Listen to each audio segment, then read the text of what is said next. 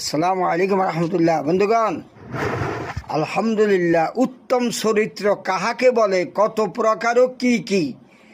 রাজশাহী বিশ্ববিদ্যালয়ে, চট্টগ্রাম বিশ্ববিদ্যালয়ে, ঢাকা বিশ্ববিদ্যালয়ে, আলহামদুলিল্লাহ জাহাঙ্গীরনগর বিশ্ববিদ্যালয়ে উদাহরণ সহ বুঝিয়ে দিয়েছেন।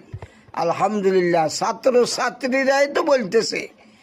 এগুলোর দিকে তাকাইলে আমাদের ভয় হয়।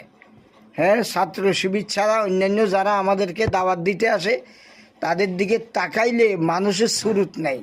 বাটফার, গুন্ডা, সন্ত্রাসী, দর্শনকারী, আমরা ভয় পাই তাদের দিকে তাকাইলে।